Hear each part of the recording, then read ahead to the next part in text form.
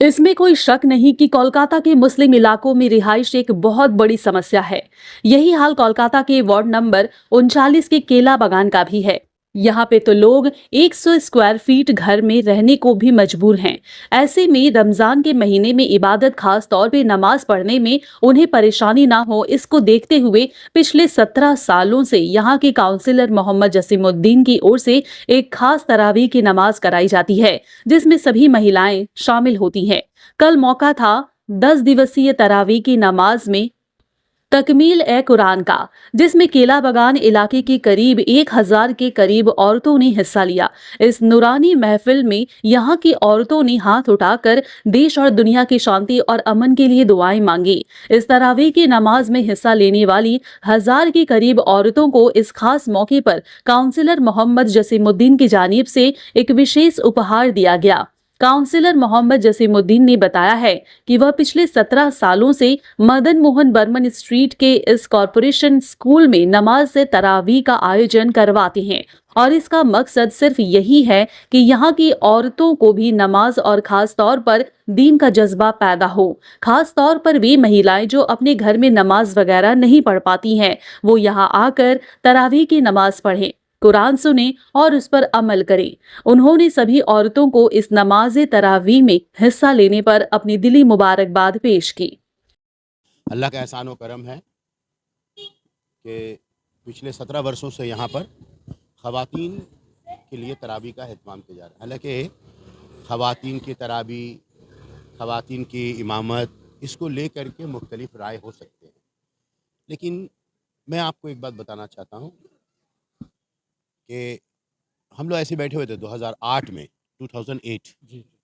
और आपको याद कीजिएगा 2008 देख लीजिएगा, थोड़ा बरसात का वक्त था, तो बारिश हो रही है। यहाँ पे सबसे बड़ा मसला है, केला बागान की सरजमी पर सबसे बड़ा मसला कि हमारे यहाँ 60-70 स्क्वायर फीट का एक एक कमरा है, और ये आप यकीन माने खुदा की कसम, एक एक कमरा में अशफाक भाई, तो मैं इससे मुखातिब हो रहा हूँ कि पिछले 25-30 वर्षों से इस इलाके में उनका आमदोरफ्त है। आज़ाद हिंद में जब वो थे, एक ही घर में 70-80 स्क्वायर फीट में शाहान, आप यकीन नहीं मानोगे, 8-8, 10-10 लोग रहते हैं। ऐसी बस्ती, हमारा 80% ये बस्ती इलाका है, गरीब इलाका है। चप्पल मैन्युफैक्चरिंग पर और फ्रूट्स सेलर और हॉकरिंग पर ये लोग मुनसर हैं। चप्पल मेकर है ज़्यादातर।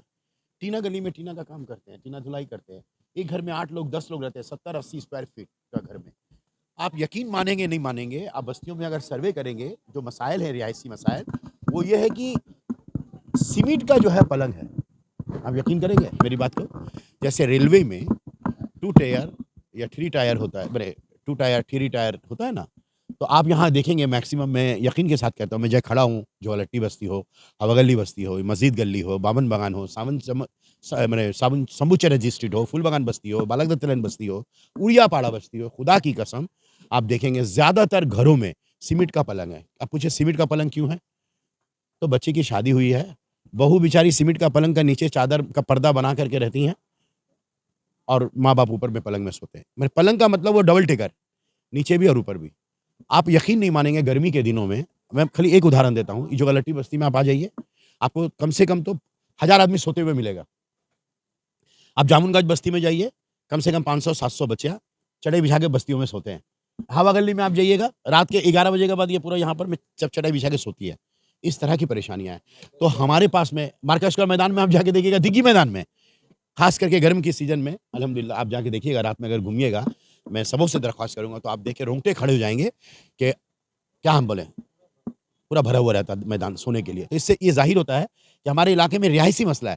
तो जब मैं 2008 में हम लोग बैठे हुए थे, तो वो बहुत सारे लोगों ने कहा कि नमाज़ पढ़ने में तकलीफ़ होती है। तो ये अंजुमन इत्तेहादिया स्कूल था उस वक़्त हम लोगों का। तो बोले थोड़ा-सा स्कूल खोल दीजिए ना, तो हम लोग आके यहाँ पर में जो है थोड़ा-सा इबादत करेंगे, नमाज़ पढ़ेंगे। खुला रहा, खोल देते थे हम लोग। औरतें जो हैं फ़ारिग होकर के अपना आती थी, नमाज़ें पढ़ती थी। तो ये सिलसिला शुरू होते-होते तो तरावी का एहतमाम हो गया। उसके बाद इतना तादाद बढ़ा कि 2012-13 में मुझे याद है, ये केएमसीपी स्कूल पहले G+1 हुआ करता था। ग्राउंड फ्लोर और पहले छत्ता था, है ना फिरोज़ भाई? बहुत पुराने हमारे फिरोज़ भाई हमारी बात सुन रहे होंगे। हमारे माध्यम से भी हमारे पूरे वार्ड के लोग सुन रहे होंगे, एतराफ़ के लोग भी सुन रहे होंगे। तो जब ये G+3 मैंने बना दिया, एक बड़ा हॉल हो गया, तब मैंने यूँ तो ये रिहायशी प्रॉब्लम है, इसलिए इतना बड़ा जगह मिल जाता है। आप बोलेंगे तरावी होता है सिर्फ़, नहीं। तरावी के साथ-साथ जुमा की नमाज़ भी होती है, सलात व तस्बीह होती है, यहाँ पे हम लोग खोल देते हैं। आपको जब इच्छा, अभी अब शब कदर की रात है, आप तो आज तरावी मुकम्मल हो गया। शब कदर की रात में भी हम बोल दिया सबको, ऊपर का जो हॉल है सीपी स्कूल में, ये हमारा 2200-2300 स्क्वायर फीट का हॉल है, चटाइयाँ हैं पूरी। आप सोचिए ऊपर से लेके नीचे तक, अभी आपने देखा हज़ारों की तादाद में तकसीम हुआ हम। आज अभी आपने खुद देखा है, पसीने निकल गए हमारे, 2-2 हाथ से बाँट रहे हैं जल्दी-जल्दी घंटे के लिए। और जितने हमारे मेहमान आए थे सबों के हाथों से तकसीम हुआ है, तहाइफ, तोहफ़ा, आपने देखा हज़ारों की तादाद में। आप यकीन नहीं कीजिएगा, रोंगटा खड़ा हो जाता है, मुझे इस बात की खुशी होती है। शाम 7 बजे हमारी जो मासूम बच्चियाँ हैं 8 साल की, 10 साल की, वो झंडे-माज लेकर के आके यहाँ बैठ करके नमाज़ें पढ़ती हैं, तस्बीह गिरती है। तो ये एक माहौल बन गया है कि एक महीना माह रमज़ान का, हर जुमा को यहाँ नमाज़ में सब आएँगे। अपने तौर पर नफ़िल नमाज़ पढ़ती हैं, अपने तौर पर वो लोग पढ़ती हैं, कुरान शरीफ पढ़ती हैं, इबादत करती हैं, तस्बीह करती हैं, वज़ीफ़ा करती हैं।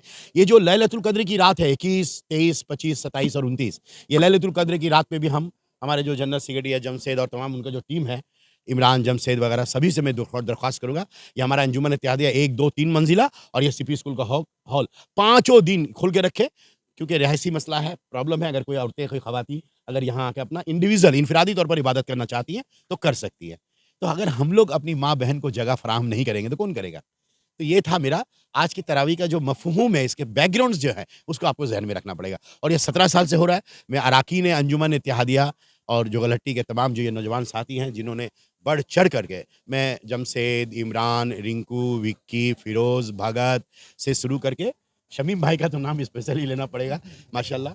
शमीम का जो है रोल रहा है, अल्हम्दुलिल्लाह। बेचारा शमीम भाई वहाँ बैठा हुआ है, अल्हम्दुलिल्लाह, हालाँकि थोड़ा-सा बीमार है, लेकिन रोज़ाना यहाँ पर शाम 7 बजे से लेकर एकदम रात के 10:30-11 बजे तक यहाँ बैठती है। हम भी आकर के, हम तरावी पढ़ते हैं बैतुल माल में, वहाँ से निकल के हम आके बैठते हैं। हम अक्सर देखे हैं बरकत भाई भी अपना जिम से आकर के यहाँ थोड़ा बैठ जाते हैं, और सभी लोग हम लोग नमाज़ पढ़ के, हसमत भाई, डॉक्टर साहब, रोज़ाना हम लोग, आबिद हुसैन से लेके कमाल मुस्तफ़ा से लेकर के जमील भाई, तो रोज़ाना डेली हम लोग सारे लोग, डॉक्टर साहब वगैरह हम लोग आगे यहाँ बैठ जाते हैं। किस लिए? अपनी माँ-बहन जो यहाँ से निकलेंगी, तो उसके उनकी निगरानी के लिए, उनके तहफ़्फ़ुज़ के लिए। तो दरअसल मेरा मकसद यही है कि अल्हम्दुलिल्लाह किसी हाल में भी हमारी छोटी-छोटी बच्चियाँ, हमारी माएँ, हमारी बहनें जो छोटे-छोटे घरों में रहती है, उनको हम लोगों ने ये रमज़ान के महीने में ग्राउंड से लेके ऊपर तक का पूरा बड़ा-बड़ा जो है 5 कमरा है और एक बड़ा हॉल है। ये सब हम लोग इबादतगाह के लिए खोल देते हैं। कलकत्ता म्युनिसिपल कॉर्पोरेशन का भी हम लोग शुक्रगुज़ार हैं। ये कलकत्ता म्युनिसिपल कॉर्पोरेशन का प्राइमरी स्कूल है और सामने में अंजुमन इत्तेहादिया स्कूल है। हम लोग सभी का तहे दिल से शुक्रिया अदा करते हैं, हमारे तमाम मेहमान का शुक्रिया अदा करते हैं। अल्लाह का ये एहसान है, बस आप सबों को, हम लोगों की तरफ से बहुत-बहुत रमज़ान मुबारक हो, और अल्लाह से यही इल्तिजा है कि तमाम लोगों की दिल की जो मुरादें हैं, अल्लाह जानने वाला है। अल्लाह सबकी हसरतों को पूरी करे। बहुत-बहुत रमज़ान मुबारक हो, कबल अज़ वक़्त ईद मुबारक हो। आप सबको खुश रहिए, आबाद रहिए, इत्तेहाद और इत्तेफ़ाक के साथ रहिए। आइए हम सब एक-दूसरे को माफ़ करें, क्योंकि जब तक हम एक-दूसरे को माफ़ नहीं करेंगे, दिल जब तक बुग़्ज़ से पाक नहीं होगा, अल्लाह कोई दुआएँ नहीं कबूल करेंगे।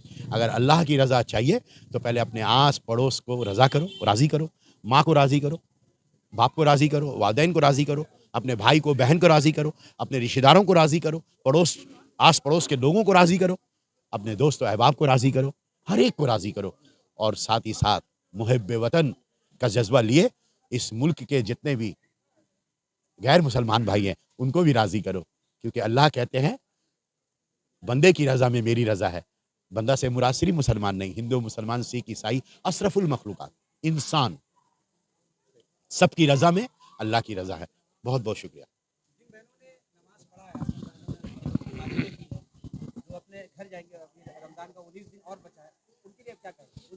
हाँ, उन एक हमारी जो हाफ़िज़ा हैं माशाअल्लाह, तो वो हर नमाज़ के बाद में कुछ हदीस का ज़िक्र करती हैं, तज़किरा करती हैं। बहुत अच्छा सवाल उन्होंने किया। तो उन्होंने ये बताया कि आप अपने घरों में सुन्नत तरावी 27 रमज़ान तक, 29 तक जो है सूरह तरावी जो है, वो आप जारी रखें।